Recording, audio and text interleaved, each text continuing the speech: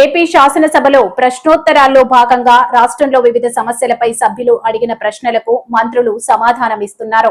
ఈ సందర్భంగా వరి రైతులకు నష్టాలు, సేంద్రియ సాగు, ప్రత్యామ్నాయ పంటలపై ఎమ్మెల్యేలు నడుకుడే ఈశ్వరరావు, కామినేని శ్రీనివాసరావు అడిగిన ప్రశ్నలకు వ్యవసాయ శాఖ మంత్రి అచ్చెన్నాయుడు సమాధానమిచ్చారు. క్వశ్చన్ నెంబర్ 1503 అండి, అగ్రికల్చర్ మినిస్టర్.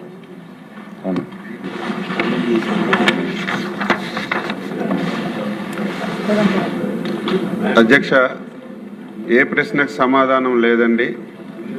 ప్రభుత్వం ఎంఎస్పి సేకరణ, వ్యవసాయ ఇన్పుట్లకు మద్దతు ఇచ్చే కార్యక్రమాలు మరియు సహజ వ్యవసాయంలో సహఖర్చు తగ్గింపు, సాంకేతికలను ప్రోత్సహించడం ద్వారా గిట్టుబాటు రాబడులను నిర్ధారిస్తుంది.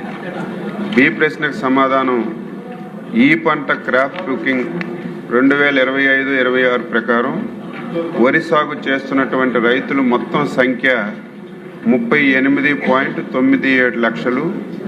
అందులో ఖరీఫ్లో 26.94 లక్షల మంది, రబీలో 12.303 లక్షలు మంది వరి వ్యవసాయం చేశారు. అధ్యక్ష, ఆంధ్రప్రదేశ్ సామాజిక యాజమాన్య సహజ వ్యవసాయం కింద 1.22 లక్షల మంది రైతులు రసాయన రహిత విత్తనం నుండి విత్తనం వరకు వ్యవసాయ పద్ధతుల ద్వారా వరిని సాగు చేయబడుతుంది. సి ప్రశ్నకు సమాధానం సహజ వ్యవసాయం వరి సాగులో ఖర్చులో దాదాపుగా 30-40% రికవరీ సాధించడానికి వీలు కల్పించే గట్టు సాగు కింద ప్రోత్సహించడం జరుగుతుంది. ప్రత్యామ్నాయ పంటలను ప్రోత్సహించడం, మెట్ట ప్రాంతాల్లో పప్పు ధాన్యాలు, చిరుధాన్యాలు మరియు నూనె గింజలను ప్రోత్సహించడం జరుగుతుంది. పంట వైవిధ్యీకరణపై అవగాహన కల్పించడం, ప్రదర్శనలు మరియు సబ్సిడీపై నాణ్యమైన విత్తనాలు, సూక్ష్మ పోషకాలు, బయో ఏజెంట్లు మరియు అవసరాల ఆధారిత రసాయనాలు సరఫరా చేయబడుతుంది.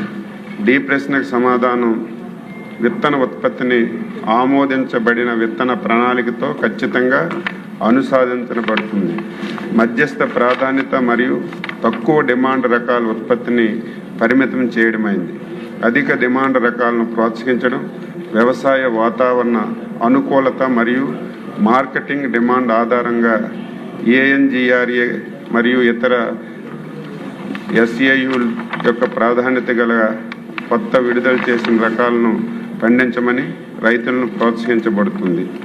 2025-26లో సబ్సిడీ కింద ప్రధానంగా అత్యంత ప్రాధాన్యత కలిగిన రకాలైనటువంటి విత్తనాలు 1,75,290 క్వింటాలు సరఫరా చేయబడింది.